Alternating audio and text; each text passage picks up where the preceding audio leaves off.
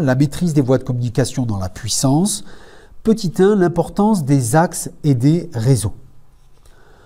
Alors, depuis l'Antiquité, le contrôle des voies de communication a toujours représenté un élément stratégique important de la puissance des États. Au XIXe siècle, le développement économique des pays s'est appuyé sur leur capacité à construire un réseau ferroviaire efficace. Aujourd'hui, 80% des marchandises sont transportées par voie maritime, ce qui nécessite la construction et l'entretien d'infrastructures portuaires modernes, comme le montre la construction du port en eau profonde de Yangshan, ça se situe à Shanghai, qui est le premier port à conteneurs du monde. Donc, on le voit, dans un contexte de mondialisation accélérée, le soft power des États s'appuie sur leur capacité à contrôler des voies de communication de plus en plus performantes, de plus en plus rapides. C'est un enjeu d'importance majeure, notamment pour les pays émergents qui cherchent à compléter leur puissance économique. Et à ce titre, on va étudier petit 2 l'exemple du projet chinois des nouvelles routes de la soie. Alors, ce projet, on peut voir d'abord les caractéristiques du projet. C'est un projet absolument pharaonique. À partir de 2013, le nouveau président chinois, Xi Jinping, lance officiellement un immense plan d'investissement de plusieurs centaines de milliards de dollars.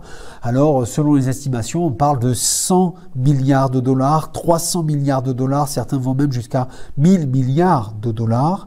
Pourquoi ce plan d'investissement? Pour la construction de nouvelles infrastructures destinées à devenir des leviers de la puissance chinoise. Ce projet est appelé par les Occidentaux les nouvelles routes de la soie, mais il est appelé par les Chinois une route, une ceinture. Alors, pourquoi une route, une ceinture? Tout simplement parce qu'il y a plusieurs catégories d'infrastructures. D'abord, une route. Il s'agit de la construction d'infrastructures terrestres, pas forcément des routes d'ailleurs, donc d'infrastructures terrestres depuis la Chine vers l'Europe et l'Afrique, et qui irriguent l'Asie centrale pour faire du territoire chinois un pivot en Asie. Ça va être la construction d'un réseau routier asiatique qui débute ou qui termine en Chine, mais qui passe par le Laos, certaines routes par le Pakistan, etc. Ça va être également la construction de lignes ferroviaires, par exemple celle qui relie la Chine à l'Europe en 15 jours en passant par la Russie. Et puis, toujours terrestre, ça va être la constitution d'un réseau d'oléoducs et de gazoducs, notamment vers l'Asie centrale. Pourquoi une ceinture maintenant? Une ceinture, cela désigne l'ensemble des infrastructures maritimes et portuaires. La Chine obtient des contrats d'exploitation dans de nombreux ports, notamment dans l'océan Indien, mais également en mer Méditerranée. Ainsi, la Chine, en 2014, enfin la Chine, l'entreprise chinoise COSCO, qui est une entreprise d'affrètement maritime, rachète le port d'Athènes, le Pirée. Et depuis ce rachat d'activités portuaires par des entreprises chinoises ne cesse de s'accélérer. Alors, voyons les objectifs du projet. Un peu plus en détail. C'est un projet à la fois économique et géopolitique.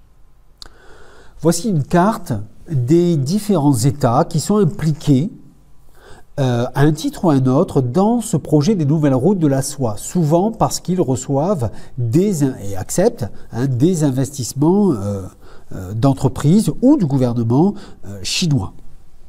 Alors, ce projet est avant tout un projet économique, c'est-à-dire que les nouvelles routes de la soie ont pour but de faire perdurer la croissance de la Chine. Il s'agit pour elle de s'assurer d'un approvisionnement sécurisé en énergie et en matières premières et, à l'inverse, de raccourcir les distances temps, c'est-à-dire le temps qu'on met à parcourir une certaine distance, afin de trouver de nouveaux débouchés. C'est le cas, bien entendu, des investissements massifs chinois en Afrique. Ce projet montre par ailleurs un peu plus la transition de la puissance chinoise d'une économie industrielle à une économie de services.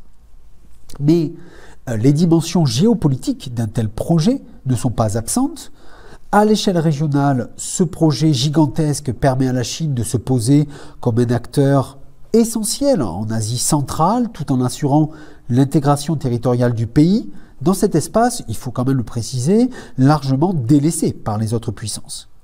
Et puis, à l'échelle mondiale, la Chine affiche ainsi ses ambitions de devenir une puissance globale, notamment en accédant au statut de grande puissance maritime.